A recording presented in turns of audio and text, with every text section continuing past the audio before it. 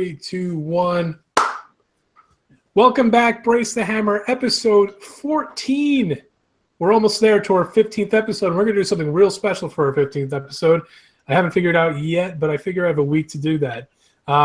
What a crazy, crazy week it's been. We had FA Cup action. We saw a bunch of different upsets, Premier League teams falling left and right.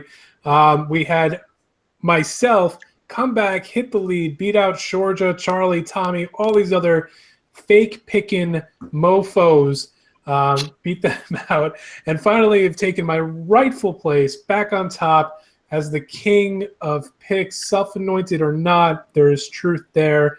Go ahead. Charlie, I just dethroned you. Give me your best shot. You struggled against Wickham. Step down, mate. It's fine. Carry on. That's not fair. You know, Alpha Ken was a massive man, and he doesn't live up. FA Cup, you brought it up. Wolves beating Liverpool.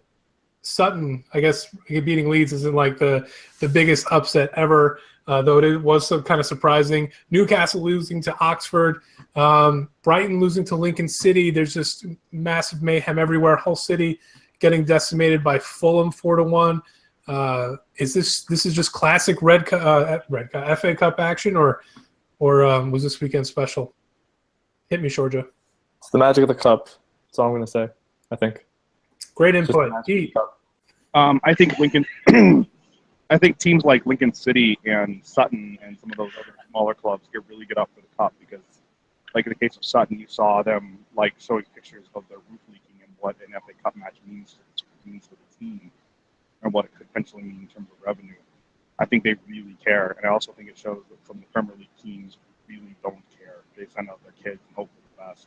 And it's pretty obvious when you watch them play that they haven't played together and they don't really know what's going on, and they just expect to skip by a talent alone. Yeah, you think he's right, Charlie? Is it about care? Do you think it's managers putting out like their B or C squad, getting their kids a chance, or do you think like these other teams just really have nothing to lose, or do people just not respect the FA Cup anymore? That's the thing I love most about it is the lower league teams care about the matchups more than the cup, if that makes sense. Like they love being in the cup because they love the romance of getting a larger team. Like when a team like us or Tottenham or Arsenal or Chelsea or whoever, when they get a Premiership team, it's almost like, oh, that's going to be just another Premiership match. It's going to be a struggle to get through. I mean, look at video of like when Sutton drew Arsenal. Like, they lose their minds. They're jumping up and down because it's a huge opportunity. They get to go and face Alexis Sanchez. They get to face people like that. And that's a massive thing. That's something I love. Like, just my entire life, I always love watching the earlier rounds of the Cup just to see all those small teams. Small is a bit rude, but you know what I mean? Like, no disrespect, of course. And small budget-wise. I can go with that. Yeah. And I can't remember if this is the first time it's happened, but it certainly is incredibly rare for two non-league teams to still be in it at this stage, in Sutton and Lincoln, and that's huge. That's amazing, and the fact that all the Premiership teams have managed to avoid each other in the draw, I'm really hoping we get as many of them out as possible because I love just seeing. I love a cup run. Cup runs are the best. I agree. Out of the championship teams, or let's say the non-championship teams, who do you think has got the best chance between let's say Lincoln and Huddersfield and all those gems? Who's got the best chance to upset a Premier League team? Shourjya. I haven't really looked at the matchups. I didn't really see what the draw was, but go to someone else before I give me an input. Charlie's got his finger up. Go ahead, Charlie. I'll go. If Leicester can get through against Derby, I think Millwall have got a really good chance of putting them out. Annoyingly, as much as I don't want to say it, I think they looked like the better team. Are they just happy to have a home? Is that why they're playing so well? Possibly, but they looked unified and they looked strong. And although their quality in the final ball wasn't there at all, I think that they looked a bit like West Ham after the Payet thing. Everyone looked like they were moving in the same direction together, and I think that will carry them through. And if they do get a matchup at home against the Premier League champions, they would be super, super up for that. And I could honestly see them knocking Leicester out, despite how good Leicester are. I can see that happening. I think my two teams that could show an upset would be Fulham and Spurs. Fulham's been playing really well, not so much in the league, but in this cup they absolutely have. And the other one would be, of course, Oxford and Borough. Borough's been unimpressive all year. I think they've had 4 shots on target in their last 3 matches against, like, in regular league play. So that's horrible. So I would be interested to see Oxford put on a show there. Those would be my two. Pete. You stole my idea with Fulham and Tottenham. I think that Tottenham is definitely going to be way more concerned about the top 4 than they are about the FA Cup, and Fulham has an opportunity, especially at home, to knock off Spurs. Oxford obviously has a good chance against Borough, because Borough is really going to be concentrating on their staying in the Premier League is worth even more money than it usually is, and Oxford has literally nothing to lose. Looking at it, maybe Lincoln City going to Burnley. I mean, again, Burnley's got the idea that they're more concerned with Premier League survival necessarily than FA Cup. And Lincoln City's been tearing up the National League. I think they've lost maybe 3 or 4 matches this season. If that, they have a good team. I actually watched some of their game the other day, and they just seem like a really committed bunch. Even if they don't have talent, they just seem to play. And their last minute win or whatever they did against, I forget who they were playing, a much bigger club, and they just, like, everybody went insane. It just seems like a magical run for the city, not just for. Shourjya, what do you got? I think Pete took my idea. I looked at the draw in full, and then even though Burnley are at home against Lincoln City, I think Lincoln City do have a chance. He kind of mentioned everything that I was going to say, because Burnley are more concerned about staying up in the league, and the FA Cup. I wouldn't say. And this goes back to how people are putting less importance on the cup, but I don't think it's their top priority. Their top priority is obviously staying in the league. So I think Lincoln City do have a shot. I don't know. Tottenham and Fulham. You guys mentioned that. I don't really see Tottenham losing. Keep in mind, Pochettino has got as much love for cup games as he does for Arsenal. And for whatever reason, he's just like these cup matches don't mean anything to me, and he puts out the C squad. So it could very well happen. It makes me nervous, even though the fans have been crying out for something. I just don't see. I just don't know if it'll happen. Any type of silverware is silverware, which I think. I agree. I don't understand why Poch has his sights set so high that he's putting all this priority into the league. Maybe maybe a cup run might help in the league. You never know. Yeah, right? That's like the Mourinho formula, right? Win something small, then make your team believe, and then they move on to great things. Moving on into actual league action. We're going to Liverpool and Chelsea, and of course we are at Anfield. It should be interesting. A lot of the players from AFCON are coming back. Lallana should be back in training. I think Klopp said whether or not Sadio Mane plays, he's going to look into his eyes and see if he can get something out of that. It was which I thought was hilarious. This seems like it's a must-win for Liverpool. Everybody who's not Chelsea looks at it as a must-win. I know, Shourjya, you're looking for. We're both going to be huge Liverpool fans this weekend. So, what do you think? Who should we start with? Charlie, you want to kick this one off? Yeah, I think it's Liverpool need to get their sort of act together if they have any hope of doing anything this season. They've been on horrendous slump of form. I think that we could put it all down to Mane and Lallana both disappearing at the same time, but I mean that squad is deep enough where they should be able to deal with that. And the fact they haven't, there is clearly a mentality there that needs to change, I think, in this game. And I think it's a good game to do it in. Facing a huge team like that, he will have the team fired up and ready. And if he doesn't, I mean, Klopp is the manager who people are 50-50 on him. You either think he's a great manager like I do, but some people just he's an amazing motivator and he's not very tactically astute. So if he can't get them fired up for this game, then I don't know what he's doing, essentially. So I think it's going to be good whether Mane plays or not. I think this is a huge game for them and a must-win in that sense. But I think Liverpool's season, unfortunately for them, over the last however many weeks has gone from something great to, the aim has to be finishing top 4 now, which is a shame for them. But, it is what it is. Yeah, I think losing to Swansea has been like the ultimate buzzkill, and especially on the FA Cup. That's not going to make you feel good about the next morning. But you're at home. You're playing one of the biggest fixtures you have left for the entire year. If you're going to make a statement, or if you're going to make a move, if you're Jurgen Klopp, this is like the biggest game of the year. Like this needs to happen. If anything's going to happen this year, it starts with tomorrow. I really, really, really, really, really, really, really want Liverpool to do well here. And like you, the stage is kind of set. They are at home. If they are going to make a move, this has got to be the day. If Mane's is not healthy, but if he's fit and if he's ready to go, great, get him in there. They haven't been the same without him. So yeah, This is kind of the match that I'm leaving work early to go and watch. Pete, what do you got? I think all the build-up and all the hype will result in a 1-1 draw. Oof. That still helps. That technically still helps. I mean, seriously, like it has all the hallmarks of a completely disappointing match.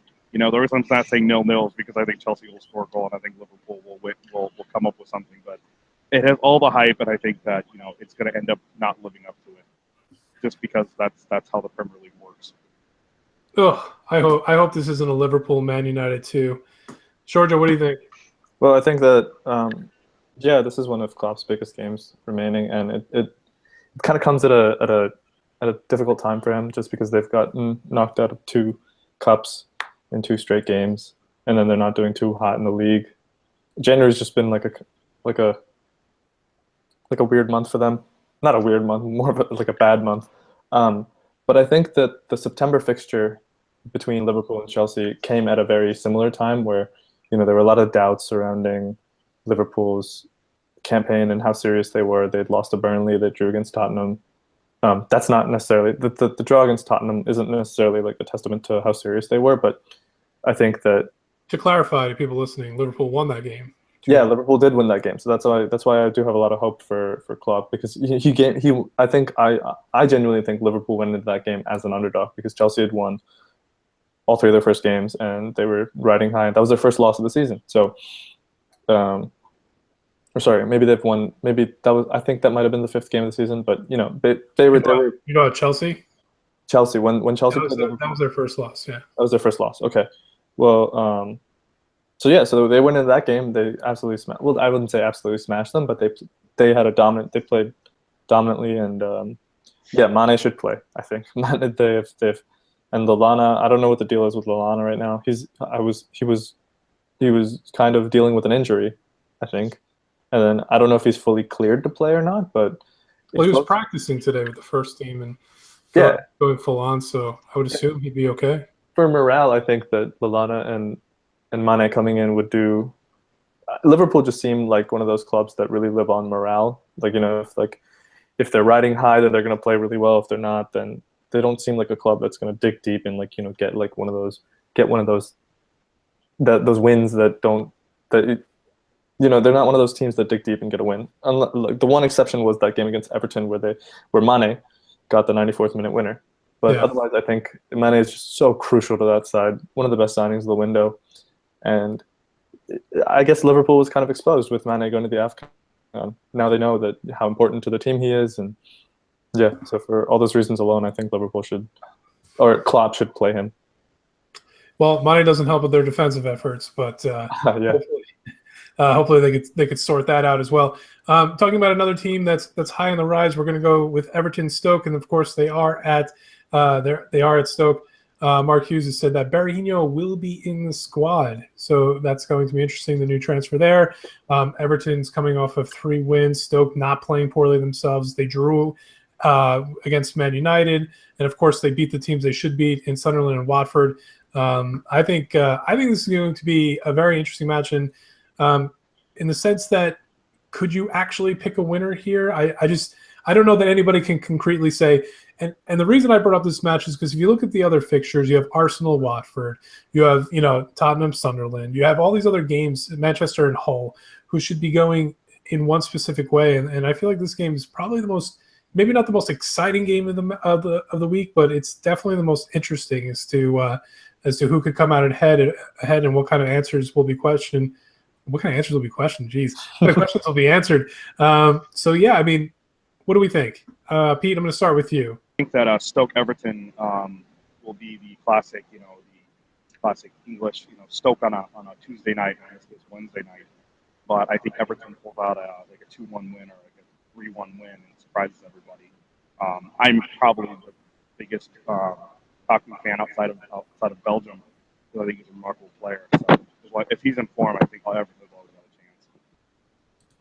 I think that's a fair assessment. Shourjya? We're talking about Stoke and Everton. Everton have been... Welcome to the show, Shourjya. Go on. I'm sorry. They've been surprisingly decent the past month and a half, ever since their win against Arsenal, and then they came so close to drawing against Liverpool, if not for Mane. I think they've been on a rich run of form since then. Beating them, I think Everton wins. It is interesting that Sadio Berahino is in the squad, as you said. So... yeah, I think I'm going to go 2-0 Everton. Stoke just don't look up for it at the moment, and I think Everton are just playing much better. Everton, I mean, like they should still be riding that high from that 4-0 win against Man City. I think the reason people don't know who's going to win this is because this is going to be an absolute draw. I think Everton's probably the better team, but they are playing at Stoke, and I don't know. I mean, the only two losses Stoke has had in like the last 6 weeks were against Chelsea and Liverpool before they started sucking. So I think Stoke is a good team. I think they're a sound team. I don't think they're a great team. I think they beat the clearly, the worse off teams, the ones that have more issues than they do. But Everton's just playing so well, both home and away. It's almost refreshing to see if I wasn't a little nervous of them creeping up from behind. So I'm going to go ahead and say it's actually I think it'll be a draw. I think it'll be either 1-1 or 2-2. Charlie? Yeah, I pretty much agree with your assessment there. I think Stoke lower than most people. Some people seem to act like Mark Hughes is performing miracles there. They've got a basis of a decent team. They've still got a few holes there, but if over time if they can sort that out, maybe even on deadline day, then we might be seeing a really good side there. But I think they're not quite there yet. I think they're still a team with a few good players and a few not so good players, and it's very heavily dependent on the form of people like Arnautovic, who are inconsistent at the best of times. Everton, on the other hand, you have to consider them favourites. They're just a good team. They have a good manager. They're financially backed now as well, which is the one thing they've been missing the entire time. They also have a resurged Ross Barkley, who's been absolutely amazing these last few weeks. Yeah, he's been playing really well recently, which as an England person, obviously, I appreciate highly. You say I think you called it. I think it's going to be a draw. I really do. So place to go to, and if they are in trouble, will be able to come off the bench and is ripe and ready to prove a point that I don't necessarily believe in, but he's there to prove me wrong. And so that's going to be a thing. And if they do find themselves in trouble, they can bring him on and he will just go full force for it, just to prove to Jeremy Parish of West Brom that he is worth more money and they should have let him go or whatever. I don't know. He's a petulant. I don't care. But you get what I'm saying. Yeah, I'm with you. All right. Moving on for the home stretch. We are at London Stadium where, of course, they're going to be taking on Man City. This one also confounds me a little bit just because Man City, you don't know the Man City that's going to show up, right? Are they going to be the absolutely lost defensively Man City where Andy Carroll and Feghouli and everybody can just kind of make mincemeat of that defensive line? Or are they going to be the Man City that took it to Tottenham and really showed them what was up? I honestly have no idea. I think what they do have in their corner is, of course, they are playing at home, but still, it still doesn't feel like a West Ham home. So I'm not sure how much that's going to be in their favor. We have a day left in the transfer window. I think West Ham's probably done. And I think we'll see the debut of Snodgrass, and should be interesting. And for that one, I'm starting with you, Shourjya, because you always say every week that we take away all of your West Ham points. So I'm going to let you start, and you set the tone. Go for it. Set the tone. I think it's very interesting that that Jose Font and is it Fonte? Font? Who knows? I think it's Fonte. Fonte and Robert Snodgrass are going to make their debuts for West Ham. I will definitely be keeping an eye on that. I think it'll be most interesting because I don't know what Snodgrass usually plays as, like a left midfielder or a center midfielder. I think that's going to be the biggest thing to see where he's most comfortable on the pitch, because there's been, on BTH and the other guys have been mentioning how similar he is to Payet. I don't think he's a like for like replacement, but except in age. Sorry? Except in age, he's a like for like. Yeah, except in age. But yeah, I think I really see Snodgrass striving through the middle. Maybe that's an unpopular opinion, but it'll be interesting to see where or how he's incorporated into the lineup. That's what I'm going to be looking forward to. Besides that, West Ham seem to be moving on well after Payet has left. I think him finally being gone might. I mean, it'll only help, right? Because they've already been playing very well. But yeah, I'm really looking forward to watching the new signings. I think that'll be the biggest interest, the biggest match. I don't know what I'm saying at this point, but I think that's going to be the biggest focal point of the match. How finishing strong. Sorry. I think no, he's got to play in the left mid side, right? Lanzini going back in center. So at least that's what I would expect to see. It is interesting, and I think what's interesting is because we've traded a Payet who we admittedly we made world class, right? He kind of made a name for himself here, and of course playing internationally on the French team we have a cat in the way. Playing on, of course, the French national team has really amplified that status, and he made a name for himself there. But he was the key, right? And this is what all West Ham fans have been talking to. He was the key to something greater than where they are now. It's always kind of been a little bit of an average player. We've had the guys who could play at the level, trying to work together as a team. Payet was going to be the guy that was promised to help bring in other world-class players to take it to the next level. So to trade that for Snodgrass, who was Robert Snodgrass until this last transfer window? Can anybody tell me? Seriously, in all seriousness, who was Robert Snodgrass before this transfer window? He's had a great year, but before that, I consider myself an avid watcher. I know who he was, but I would never have thought, yeah, this is a guy we can absolutely slot into our starting 11 in West Ham in their brand new stadium with all the promises made by the board. This is definitely a great idea. Never would have predicted it. But I still think he's having a hell of a year. I think he's on fire right now, and he could be, if he works well with the team, I think it would be absolutely something to watch, something that could take it to Man City. They don't like being pressed. If you press back, they don't like it. They look uncomfortable in the back line. If they can keep that kind of pressure and the consistency up throughout the whole match, kind of like what they showed earlier, I could see West Ham stealing the win here. Pete, what do you think? By the way, sorry for my appearance for my cat there. No, I think that was the best guest star we've had all year. Go. Okay. Anyways, she's gonna be back too. I don't know. She loves the warmth a lot. Anyways, I think this one is a trap game for Man City, so I'm gonna predict a 1-1 draw.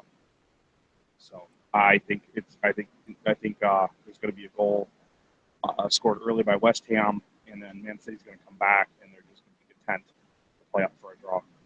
So you think it's going to be a draw? I think it's going to be a draw. Yes, a 1-1 draw. All right, give me a goal scorer. Who do you think's putting it away for the draw? Who's opening up? Let's say that. I think Carroll's going to win. I think Carroll's going to get a goal early for West Ham, and I think that Aguero's going to tie it up. God damn that Aguero. Okay, Charlie. I'm loving Pete's picks. They're coming through solid. I'm loving it. Also, to be honest with you, I think your cat probably has more interesting things to say about this than I do. Yeah, I think it's interesting. It'll be interesting to see, I think, tactically, formation-wise, how he sets out. I go against the conventional West Ham fan wisdom in that I don't want to see us playing 4-4-2 long-term. I think 4-2-3-1 is the way to go, especially with the players we've got. I think it works for now, just due to who's out injured, Payet leaving, all that sort of stuff. But I think, especially now we've brought in Snodgrass as well, I think we've just got so many players who can play across various different positions in that 3 behind a 1 in a 4-2-3-1. I think that has to be the way we go. And I think whether Robert Snodgrass specifically starts against City will depend very largely on 4-4-2. Then Lanzini will be out on the left, Feghouli will be out on the right. I can't see you for dropping either of those people, and it'll be Antonio and Carroll up front because they are the 2 goal scorers. They are, and having someone next to Carroll or next to whoever plays up front just means that we can create more problems. I'm more excited for the inclusion of Jose Fonte personally. Jose Fonte, however you want to pronounce it, Fonts, however. I'm more excited about his inclusion. I think that something BTH writer and Hammers Chat Man Gio said on a video was that he is a next level signing in that, let's say we were to get a lot of money from somewhere and we were to go and buy the next level, the next step up of players. He is one of them. He undoubtedly, he gets in our first team. We play 3 at the back, we'll play 4 at the back. I think our best pairing will be Reed and Fonte. As much as I really like Ogbonna, and obviously he's had a 4 season due to injury this season, but I think those 2 are the people. And I'm really excited to see him because I think he might kind of carrying our defence by himself, and having an extra person who is just that capable will be super useful for him. I think it'll be interesting to see what we do on deadline day, whether we do get a striker, which seems increasingly unlikely, whether we do get a right back, which seems increasingly likely, but it started like 0 and is now like 1%. To say it's increasingly become more likely really isn't saying much, but that will be interesting to see as well. However, when it comes to the game, I think it largely comes down to whether which Man City turn up, like you say. If they turn up and they are on point like they were against Tottenham, then I can't see us getting anything out of that game. I think they will blow us away, just because they can be that flipping good on their day. But if they aren't fully on point and we do press well, which is something, if we do play either of those formations, we have the people on the pitch ready to do it. Feghouli, whenever he plays, looks really up for it, presses very well. Antonio just runs forever and doesn't track back, so hopefully he'll press. Andy Carroll will press. Whoever plays in those positions will have to push forward. And we might be able to nick something because defensively, they're not great. They never have been. They're not going to continue to be because they haven't improved their defense particularly. If anything, they've just tried to Pep in all of his interviews say that the key is to scoring more goals. So, which fair play, but you know, you might need to buy some fullbacks at some point, mate. But who plays in the 2 for you? I'm not. Is it Obiang and Noble? For me, it is. Yeah, I think that most people, again, I think conventional West Ham wisdom says it should be Obiang Kouyaté. I think there's a debate to be made about that. Right? Yeah, I think Kouyaté isn't disciplined enough to play in a 4-4-2 personally. I think positionally, I mean, me and yourself have spoken about this many times. You know that I don't rate Kouyaté as highly as others do. I think positionally he's just not astute enough to play in a 4-4-2. I think he is great driving forward, just because he's such a nuisance, just with his power and pace, and his gangliness. It's super annoying. Even though he, might not be able to fight, might not be able to shoot, but just him being that presence is a real problem to deal with. But when we're playing 4-4-2, if our 2 forward and they don't come back, it will be just left to Obiang. And as much as I love Obiang and trust him, Reed, and possibly Fonte, I don't want to see that against a team like Man City. I think it has to be Noble and Obiang. And although Noble isn't exactly Xabi Alonso, I don't know, he's not the most disciplined centre midfielder in the world. He will just work for the team, and I think that is vital, especially against a team like City. I agree, but except for the Kiyate part, I actually rate him quite high, and he was my mid-season MVP. I think Obiang was close. I think the last couple of I would say the last 4 matches, Obiang's kind of fallen off a little bit. I mean, was it the last match where he was like he somehow ended up in the wing position, and you were just like, what are you doing over there? Go away. So it was kind of weird, but no. We've seen Kiyate play in the mid, and it wasn't pretty. His passing's not on point. He's great moving forward, like you said, but with his gangliness, but it just wasn't. It wasn't what we needed. But I still think he's probably one of the most versatile, and needed to be one of the most versatile players on the squad this year so far. Something just exploded. Okay, so that's it from us. Anybody have any last thoughts? I just everyone to know that Athens 32 is a slacker. That's all. That's what I was looking for. Athens 32 is a slacker. Thank you so much for joining us. Episode 14. We're going to have our picks for you in just a minute. Check us out in the link below. Like, subscribe, all that great jazz. Keep reading. And, yeah, we'll see you next week. Cheers. Take care.